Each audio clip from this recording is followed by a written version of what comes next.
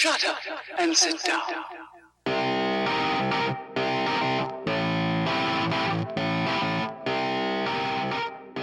Hello, I'm Bill Webb, and welcome to the Quarterback Room, powered by Sports One. Our guest is Chris Miller, the offensive coordinator and quarterbacks coach for the XFL Houston Roughnecks. Chris played a decade in the NFL for the Falcons, Rams, and Broncos. 1991 was his best season as a pro. He was with the Falcons then and threw for over 3,000 yards and 26 touchdowns, and he was a quarterback for the Oregon Ducks back in his college days. Prior to joining the Roughnecks, he was the head football coach at West Linn High School in West Linn, Oregon. Previously, he was also the quarterback coach for the Arizona Cardinals from 2009 to 2012. Coach Miller is, I guess, his official name, but we get to call him C-Mill. Either way, welcome to the Quarterback Room. Hey, thank you very much, Bill. It's my pleasure to join you. Well, it's great to catch up with you. So here you are. You pack up your bags in Oregon, where you had a great success as a high school coach, and you move halfway across the country to be the OC with the Roughnecks. I know it was a chance to work with June Jones, a coach you got a lot of history with, but that's a pretty high leverage move, both figuratively and literally. What convinced you to make the jump to the XFL? Yeah, it was a big move. I think one of the main things that June Jones is a good friend of mine. We go back. He was my offensive coordinator, quarterback coach with the Atlanta Falcons from, I believe, about 1990 till about 1993. And he's an Oregonian, played at University of Oregon in Portland State. So we probably go back to the late 80s. I think another reason that was really appealing was the XFL is only a 10-week season. And so it would really be about a 5.5, 6-month job out of the year, probably about 4 months in Houston. And I'm an Oregonian, I'm a West Coast guy. So knowing that I'd be able to get back there with my family and wife and kids, and my parents live there, I knew it wouldn't be a permanent move out here to Houston. But I do like it, and I love my time here so far, and look forward to game day this Saturday, game 1. It's going to be fun. So tell me, what's your impression of the XFL and the talent in the league that you've seen? I tell you what's been impressive. Number one is Vince McMahon, our owner, has done a great job in take two, if you will, in the XFL. Oliver Luck, Andrew Luck's dad, is our president and CEO, and he's done a great job in terms of rolling this out and the methodical planning they've done to make it be successful and have sustainability. Third, probably over half of our roster has NFL experience, whether they've been on a roster, an active roster. We have a few guys who are actually vested in the NFL, which means they have played 3 or more years in the NFL. We have a lot of guys who are on practice squads and some who are on futures contracts. So I think the guys who are with us now, it's still a very high talent level. They may be missing 1 or 2 things, and this really gives them an opportunity to, number one, develop their skill, be coached at a very high level, and also get film of 10 games that NFL folks will have access to that they may not have been able to get those reps when they were with the NFL clubs in off-season workouts or training camps. So the talent level is high. It's been enjoyable. These guys are eager and hungry to play football. You know, the kind of the mantra of the XFL is for the love of the game, and it really is that. So it's been a great experience so far, Bill.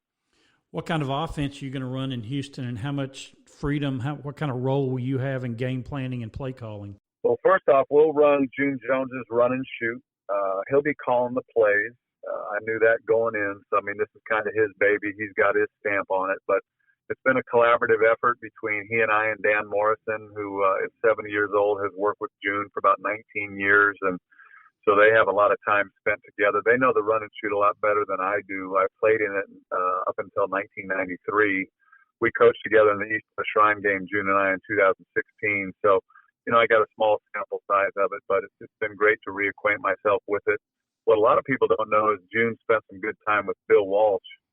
Bill would go over to Hawaii, the West Coast guru, longtime 49er Hall of Famer coach. And so there's a lot of different things that are integrated in the quote run and shoot. And we also have some other concepts, some layers concepts and levels concepts. So really the NFL is kind of a thieves league, and you take things that work and you integrate them into your offense. But really the root of our offense will be the run and shoot, mainly 4 wide, exciting, attacking, and it'll be fun for folks to watch.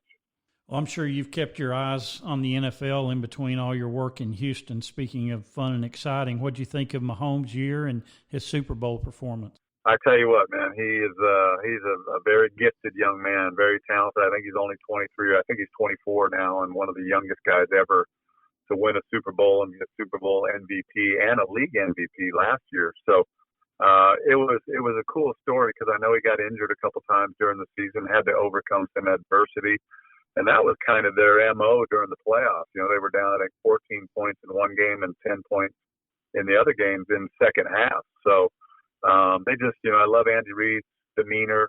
Eric Bieniemy, the offense coordinator, I know. I played in the Senior Bowl with him in 1987, and they don't flinch. They just keep playing. They have a lot of talent. San Francisco was right there with the game in their hands, but I guarantee they probably wish they would have ran a few more running plays and shoot up the clock a little bit. But Kansas City took advantage of a 3rd and 15, got a huge big chunk gain to Hill there, and then they got that pass interference penalty in the end zone. And it just switched the momentum, and in the last 6 minutes, they reeled off 21 points and probably been one of the most explosive offenses in the NFL. But it was a very entertaining Super Bowl, fun to watch. Well, on the other side of the ball, you talked about the 49ers running the ball, and obviously that's sort of how they got where they did. Is football going back to 3 yards in a cloud of dust? Are we headed back that direction? What do you see not only at the pro level but in the colleges and the high schools? Well, I think a great analogy of that is the Super Bowl last year, where the LA Rams offense was really prolific and scoring a lot of points, and same with New England. And New England ended up beating them 13-3 in the Super Bowl, right, in an indoor climate-controlled game. So, this year it was a defensive battle too. I think they ended up on the under in terms of the point total. But, for a lot of times in that game, it was a defensive strategic battle. Frisco's defense was putting a lot of pressure on Mahomes, and that was really San Francisco's recipe for success with you. It was a great run game, playing great defense. They were stout in the middle with their defensive line, front seven. And then, they took their shots in the passing game when they had it. I think high school, obviously, I think the majority of high schools now is the spread offense, so it's a lot more aggressive, trying to get a lot of plays in a little bit of time. So, running up tempo offenses. But I see some high school programs kind of reverting back to, some hard play action, more pro style things. So, it's funny how things always evolve. I think colleges is again about seeing how many snaps you can get, especially in the West Coast. I think the Pac-12, maybe the down here in Texas at Houston and Baylor, and some of those schools who are playing fast-paced offenses. But then you go to the Big 12 or the Big 10, and they're a little bit more power-oriented, hard-run, good defense systems like Michigan and Michigan State and Penn State, some of those schools. So it's kind of funny how things evolve, but I certainly enjoy, seeing what's in vogue for the upcoming season. Well, speaking of evolving, it seems like the current hot trend is for quarterbacks that can extend the play. Is that something you teach a quarterback, or is that just something they have? I think it's a little bit of both, Bill. I think one, it's their God-given ability, the ability to get out and make those secondary plays and break a defense down. Patrick Mahomes is the perfect example. I think he had a 40-yard run in their AFC Championship game where the defense had him hemmed in. Tennessee had him pretty much hemmed in, but somehow he got down the sideline, avoided a couple guys. He does this spin about the 5-yard line and ends up scoring. And not only is it an incredible big play in the game, but it just excites the team and the offense. And so I think that dual threat quarterback, I think the pocket quarterback is kind of getting to be archaic. I know it's probably maybe a 75% dual threat quarterback that colleges are looking for now, and maybe 25% pocket style type quarterbacks, kind of the old school mentality. So it definitely is an added benefit if a guy can do both, if he can run and throw. Well, switching gears a little bit, I know you enjoy working with younger athletes, and you've been pretty gracious with your time over the years, helping with different camps and really being part of that. You're a high school coach. Do you miss the high school kids and working at that level? Well, yeah, I think I got 12 years in as a high school head coach and about 17 overall. So I just finished up, like you mentioned earlier, I just finished up a 6-year stint with Westland High School. We got to a couple state championships and won one. We built a good program up, and so I really enjoyed it. But I'm also really excited about coaching football at a higher level again, being able to get deeper into our playbook and into our schematics and coach guys who can absorb a little bit more and have more time. We have more time to install things now and go over and talk football. Where in high school, you're so limited, especially out in Oregon. It's maybe not as serious or as much time as y'all may have here in Texas. But so, yeah, I enjoyed the high school game. I still love it. I think it's the most genuine form of football Friday nights. It's an incredible atmosphere, and it's fun to help kids get to the next level. But I'm also looking forward to the professional game and being able to put more time into it and evolve my craft too, Bill, get better at what I do and continue to grow and get better as a coach. Well, that's exactly where I was going. How much as a coach and a lover of the game, you've been doing this for a long time. Are you still learning? Oh, yeah. I don't think you ever stop learning. Gosh, I'm 54 now, and I think I'm learning a tremendous amount from Dan Morrison, who I talked about earlier. He's 70 years old. He's been in football forever, and he's been a teacher in his life. So he really teaches the game from a classroom perspective, if you will. So I'm learning a lot of the nuances and subtleties about the run and shoot offense through him, being reacquainted with June Jones, who's been in the run and shoot for over 40 years of his life and was with Mouse Davis, who was kind of the inventor of the run and shoot. So I'm learning really a great depth of football that I can just kind of add to my knowledge level. I got 4 great years with the Arizona Cardinals and learned a lot of their offense and their system and a lot of pass protection things from Russ Grimm, an 11-year NFL Hall of Famer, that are invaluable. So I think you just keep adding more layers of learning, and I'm able to share that with guys I train, with quarterbacks I train, and scale it down for maybe middle school or high school age kids. And then the guys I'm coaching now can handle, all of it. So it kind of makes my bag of tricks a little bit deeper. Whether it's high school, college, the XFL, the NFL, how much of playing quarterback is physical versus mental? Well, I think I think a lot of it's physical now, especially the rigors of the game. It's such a physical game. Athletes are getting bigger. Defensive linemen are, there's no more bad bodies. Early in my NFL career, I could always point out a couple guys on the D-line I knew I could get away from if they got through. But, nowadays defensive tackles are running 4.7s and 4.8s, and they're 6'2", 6'3", 6'4", 320, and they're so athletic. So, number one, I think you have to have a physical presence about you, and you have to be able to take that physical pounding and beating.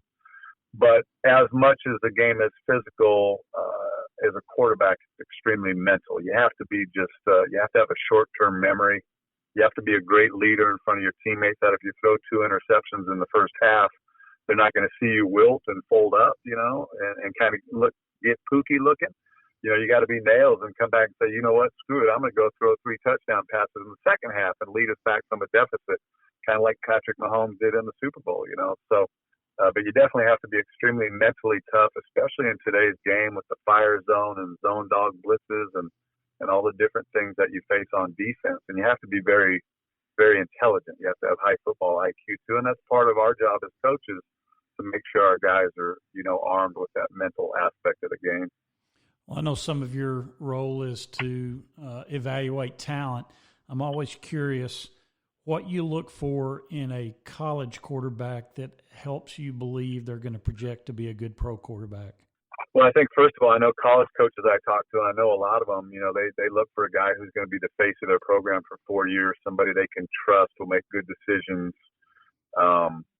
not only a great football player. And then really on the next level, we look for guys who will come in and, our pool is a little bit different. I was thinking about it today. There's probably about 80 quarterbacks in the National Football League. There's 32 teams. Most teams have about 2 quarterbacks on their roster. Some have 3. So we're somewhere around 80 quarterbacks. So we're really getting the next rung of quarterbacks in the XFL that weren't able to stick in the NFL. A guy like P.J. Walker, who is playing with us, or a guy like Connor Cook, who is with us. Connor got a few opportunities, and maybe his game wasn't, or arm strength wasn't at the NFL level. P.J. is just 5'11", so he lacks that height. He has tremendous arm talent, can get out, make plays with his legs, but these guys need their game refined a little bit more. So, but at the end of the day, you look for somebody you can trust, somebody who's making good decisions, good choices in their life, somebody you can put in the huddle, and everybody on the team is going to respect them and rally against them, or rally around them, I should say. And then somebody who's a good football player who can get out there and lead you to wins. At the end of the day, that's why we're in this business, to win football games, especially at the professional level. And that quarterback is the most important guy there is. So you got to make sure he's the right guy when you go out and recruit him, if you will. Well, let's back down to the high school level. There's not a day that goes by on social media that we don't see a tweet or a post from a college coach that says, we love multi-sport athletes. That's what we're looking for. Do you find that to be the case? You were a multi-sport athlete back in California. What are your thoughts about specialization early on versus playing multiple sports in high school? Well, I think from a dad or a parent, I would encourage high school age kids to do as much as they can, play as many sports as you can, especially if you love them, especially if you enjoy them and you like them and you like the camaraderie with your buddies and your teammates.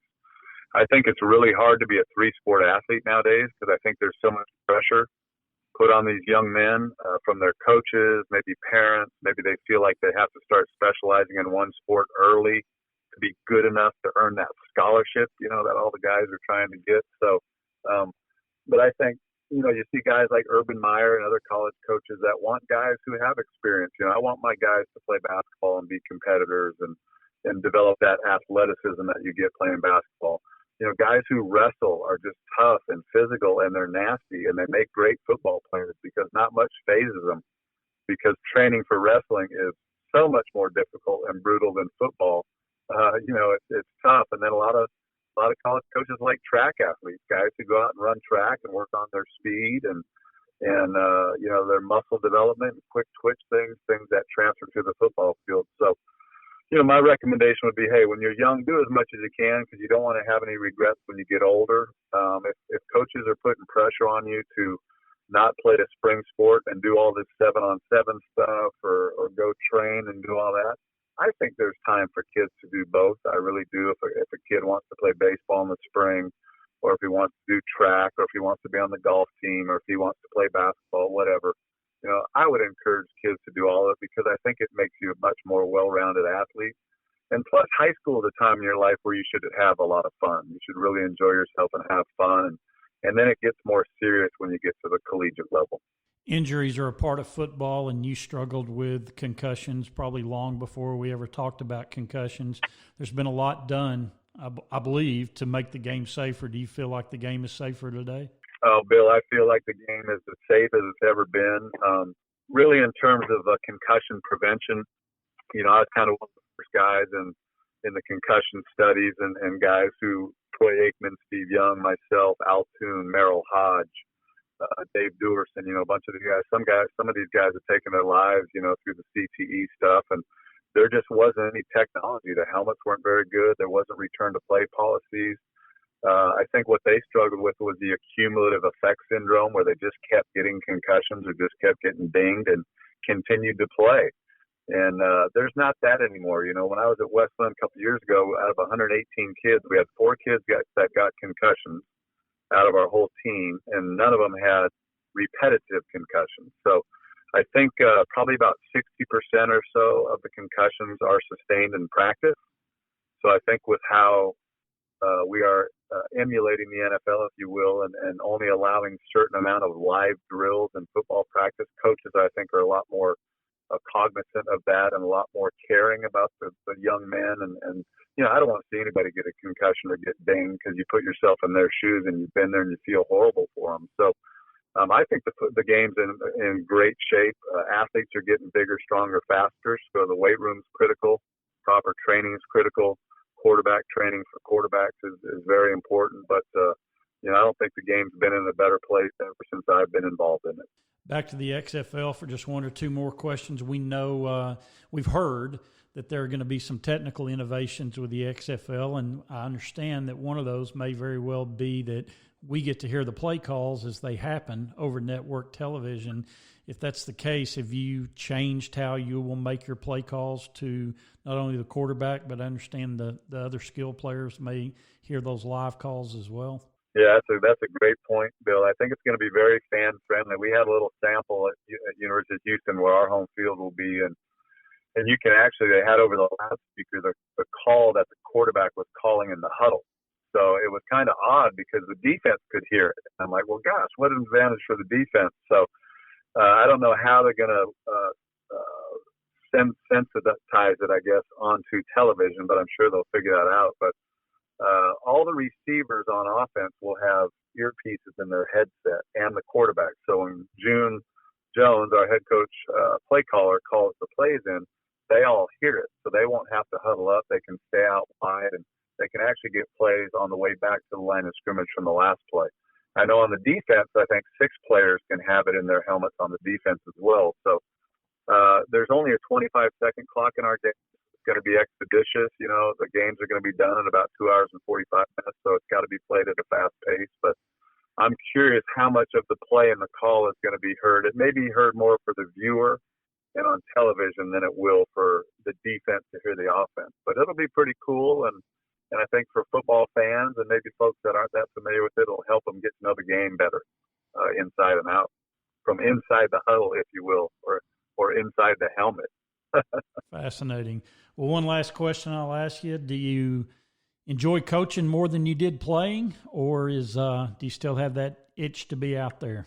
Well, I think playing was something special. I wish I was a little bit more mature early in my NFL career, where I would have really, really just and relished the opportunity, because I was just young and my eyes were wide open coming from Oregon to Atlanta, Georgia in the National Football League. But I love the playing aspect of it. I think I love the coaching aspect of it because my body is pretty sore and beat up in some areas. So I don't have any more quick twitch, Bill, and probably can throw it about 50 yards, but not 60, 65 anymore. So now I enjoy the strategy side of coaching. I enjoy the camaraderie with the coaching staff and being able to help these players reach their potential. And I enjoy the competition of it too. I can't wait for Saturday to play the LA Wildcats at our place and be a part of a new league and something new and create a new experience for the fans. And, you know, probably about 5 or 6 years ago, I just figured out really that football was something I wanted to do for my livelihood for the rest of my life. And so the coaching aspect of it is a lot of fun, but being a player was pretty darn special too. Well, best of luck with the Roughnecks. Hope you have a great year, and we really appreciate you being with us. Bill, thanks for having me, man. I appreciate it. Keep up the good work. Thank you. Take care.